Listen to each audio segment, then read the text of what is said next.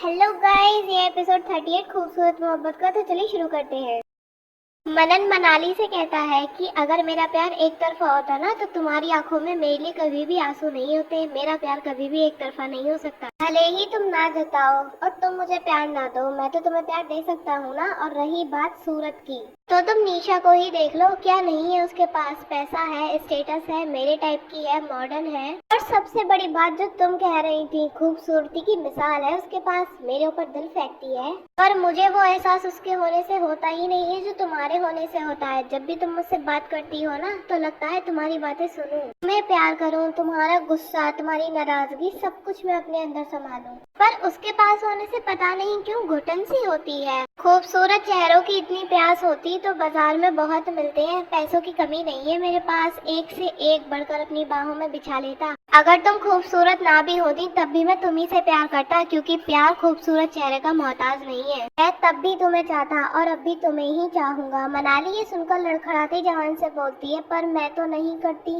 इतना सुनकर मनन उसके गले में हाथ डालकर मुस्कुराते हुए कहता है, पर मैं तो करता हूँ ना। इतना प्यार दूंगा कि तुम्हें भी मुझसे प्यार हो जाएगा। मनाली कहती है नहीं होगा। मनन कहता है अगर हो गया तो। मनाली कहती है नहीं होगा, मुझे पता है। मनन कहता है अगर हो गया तो मुझे क्या मिलेगा। मनाली कहती है मुझे नहीं पता। मनन कहता है मैं बताऊं तुम्हें क्या करना होगा, मैं जो कहूँगा तुम्हें वही करना होगा। मनाली कहती है मैं कुछ नहीं करने वाली। मनन कहता है मतलब तुम ये मानती हो ना कि तुम्हें भी मुझसे मोहब्बत हो जाएगी। कोई भी मुझे देखेगा ना या मैं किसी को देख लूं तो उसे मुझसे मोहब्बत होने में देर नहीं लगती। मनाली मुंह बनाते हुए कहती है ओ खुद की तारीफ खुद के मुंह से ही कर रहे हैं। मनन कहता है कि अब क्या करें, मेरी जरी तो मेरी तारीफ नहीं करती और तारीफ के लायक हूँ इसलिए कर रहा हूँ। लुक्स देखो मेरी, बड़ा ही हैंडसम मुंडा हूँ। इतना बोलकर मनन अपने बालों में हाथ फेरने लगता है और मनाली की हंसी छूट जाती है। वो कुछ बोलने को हुई तभी अंश अंदर आ जाता है। मनाली को हंसते देखकर अंश कहता है अरे वाह, यहाँ तो ठाके लगाए जा रहे हैं। किस बात पे हंस रही हैं आप परी जी, इस जोकर ने कोई जोक मारा क्या। इतना सुनकर मनन उसे घूर के देखने लगता है। मनाली कहती है नहीं नहीं ऐसे ही हंसी आ गई। अंश कहता है अच्छा ठीक है ऐसे ही हंसते रहिए, वैसे आप भी चल रही है ना हमारे साथ। मनाली कंफ्यूज होते हुए कहती है कहाँ।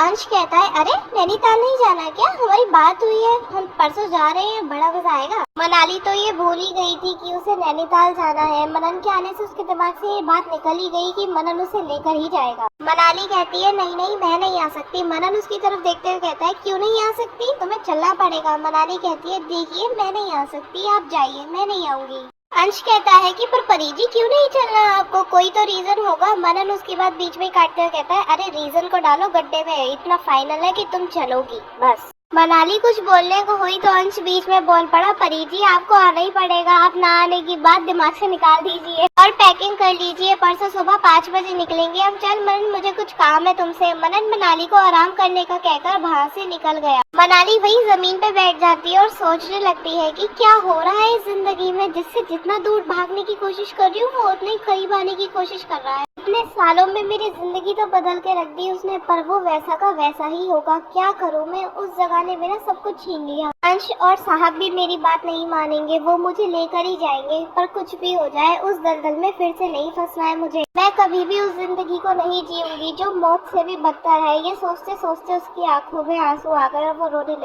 वो बेड पर लेटी और ना जाने कब सो गई। देखते ही देखते दोपहर हो गई। वहाँ मनन मनाली के रूम में आया, वो उसे सोता देखकर उसके माथे पे किस करता है और वहाँ से निकल जाता है। बाहर आकर वो निशा को देखता है जो कि पहले से काफी अच्छी हालत में थी। निशा मनन को देखती है तो वो उसके पास आने लगती है। मनन उसे देखकर अपने रूम की साइड कदम बढ़ा लेता है। निशा उसका हाथ पकड़ती है लेकिन मनन एक ही झटके से अपना हाथ छुड़ा लेता है। निशा उससे कहती है मनन एक बार मेरी बात तो सुनो, फिर चाहे तो मुझसे बात मत करना। इतना सुनकर मनन के कदम रुकते हैं और वो उसकी तरफ घूम के कहता है अभी भी कुछ बाकी है क्या। निशा अपनी आंखों में आंसू लिए कहती है मनन मैंने जो भी कुछ किया उसके लिए आई एम रियली सॉरी, पता नहीं मुझे क्या हो गया था, बस मुझे माफ कर दो, मैं कभी भी ऐसा नहीं करूंगी, आई प्रॉमिस। मनन कहता है कि तुमने जो भी कुछ किया है वो माफी के लायक नहीं है। तुमने मनाली को तकलीफ पहुंचाई और मैं उसे तकलीफ पहुंचाने वाले को माफ नहीं करता। शुक्र मनाओ उसका जो तुम उसकी वजह से बच गई, वरना आज तुम्हारी जान लेकर ही छोड़ता मैं। इतने में अमर वहाँ आ जाता है और वो मनन और निशा को बात करते हुए देखता है। निशा कहती है कि जान तो तुम अब भी ले सकते हो, पर मुझे अपने किए पे बहुत पछतावा है। मुझे एहसास हुआ कि मैंने कितनी बड़ी गलती कर दी, इसलिए सॉरी बोलने आई हूँ। तुम चाहो तो मैं मनाली से भी माफी मांग सकती हूँ। मनन कहता है कि उसके आसपास भी भटकने की कोशिश मत करना, वरना यहाँ से जिंदा नहीं जा पाओगी तुम। निशा कहती है कि मैं बस उससे माफी मांगना चाहती हूँ, मैं उसे कोई तकलीफ नहीं दूंगी,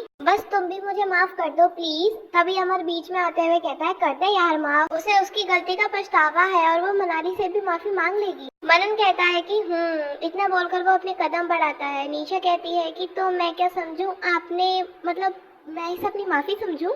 मनन कहता है कि जो समझ रहे हैं समझो, बस मनाली से दूर रहो। इतना कहकर वो अपने कमरे में चला जाता है। अमर निशा को देखते हुए कहता है, मुझे नहीं पता था कि तुम अपनी गलती पे पछतावा भी करती हो, मुझे भी माफ कर दो, मैंने भी तुम्हारे ऊपर हाथ उठा दिया था। निशा कहती है कि कोई बात नहीं, मैंने भी सुबह तुम्हें बहुत कुछ सुना दिया, इसलिए सॉरी। और वो इतना बोलकर अपने रूम में चली जाती है। अमर निशा का ये बदला हुआ रूप देखकर थोड़ा हैरान था। अब वो उसके इस बदले हुए रूप को लेकर टेंशन में आ गया था। वहीं दूसरी साइड रानी जी सुभाष जी से किसी बात को लेकर बहस कर रही थी। अभी मंदिरा वहां आई और उन दोनों को बहस करता देखकर वहां पे चुपचाप खड़ी हो गई। रानी जी और सुभाष जी ने उसे ऐसे खड़ा देखकर अपने पास बुलाया। मंदिरा पास में आके बैठ जाती है। सुभाष जी उसे कहते हैं, क्या हुआ बेटा, ऐसे चुप क्यों हो? मंदिरा कहती है, वो पापा मैं मतलब मुझे, रानी जी कहती है, पैसे चाहिए। मंदिरा हैरान हो गई। रानी जी को समझते हुए देर नहीं लगी, क्योंकि वो उसकी माँ थी और उसकी सारी बातों का मतलब समझती थी। मंदिरा कहती है, आपको कैसे पता चला माँ? रानी जी कहती है कि तेरे चेहरे से पता चलता है कि तू कब क्या सोचती है, बता पैसा किस चीज के लिए चाहिए? मंदिरा कहती है कि माँ मुझे नया मोबाइल चाहिए, ये बहुत पुराना हो गया है, इसलिए पैसा चाहिए। सुभाष जी कहते हैं कि मंदिरा बेटा तुम्हें तो पता ही है घर की हालत क्या है, और इसको क्या हुआ है, ये तो अभी 1 साल ही पुराना है, और ये नए मोबाइल की बात तुम्हारे दिमाग में आई तो आई कैसे? फिर रानी जी उसे समझाते हुए कहती है, बेटा मेरी और पापा की बात का बुरा मत मानो, हमें पता है कि तुम्हारे शौक पूरे करने के दिन है, पर घर के खर्चे को भी तो देखना पड़ेगा ना बेटा,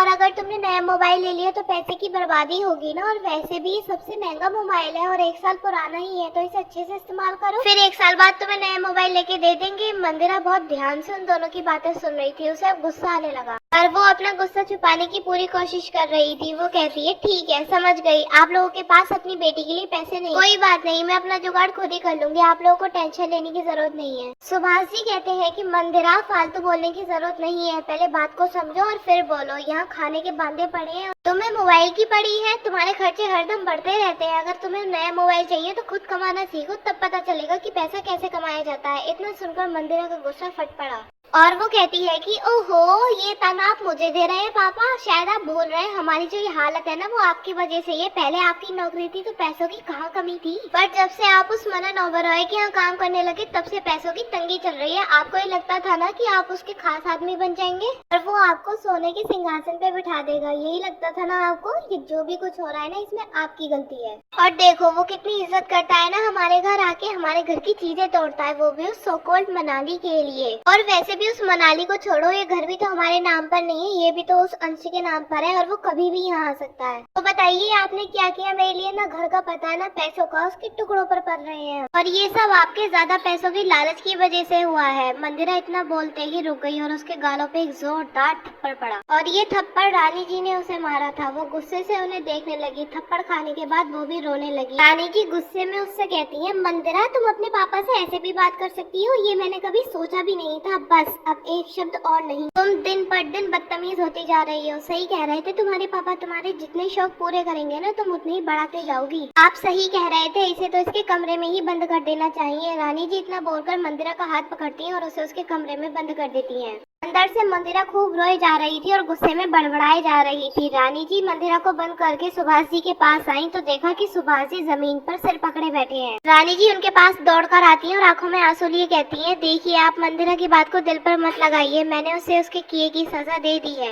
अब से वो ऐसे बात नहीं करेगी। तभी सुभाष जी रुआंसू होते हुए कहते हैं, रानी जी सजा तो हमें मिल रही है, मुझे तो विश्वास ही नहीं होता ये वही मंदिरा है जो हम लोगों के आगे कभी जाती ही नहीं थी। वो आज अपने बाप को इतनी सुनाती, रानी जी ये हमारी मंदिरा नहीं है। जब से ये हॉस्टल से आई है ना इसका व्यवहार हमारे लिए इतना रूखा क्यों हो गया? जिसको इतना प्यार दिया आज उसने हमें हमारी सही जगह दिखा दी। कहती है सब मेरी वजह से हो रहा है। आप ही बताइए रानी जी, अगर कोई बाप अपनी बेटी के लिए पैसा कमाने का दूसरा तरीका ढूंढे तो क्या गलत है इसमें? आपने सुना ना क्या कहा उसने कि मैंने उसके लिए कुछ किया ही नहीं। अरे मुझे पता है मैंने क्या क्या किया और किस हद तक किया। रानी जी उन्हें चुप करवाए जा रही थी और उन्हें ऐसा रोता देखकर खुद भी आंसू बहाए जा रही थी। सुभाष जी ने अपने आंसू पोंछे और कुछ सोचकर बोले, रानी जी एक बात पर ध्यान दिया मैंने, मनाली को हमने कभी प्यार नहीं दिया, उसे कितने दुख दिए, फिर भी उसने कभी भी हमसे हक नहीं मांगा और ना ही हमसे कभी ऊंची आवाज में बात करी। अरे ऊंची आवाज में बात करना तो दूर, उसने कभी हमारे सामने मुंह ही नहीं खोला। और जिसे हम प्यार दे रहे हैं उसे हमारी कदर ही नहीं, और जिसे हमने कभी प्यार नहीं दिया वो प्यार के लिए तरस रही है। मैं जब भी सोचता हूँ तो ना जाने दिल में क्यों अजीब सा दर्द सा उठता है।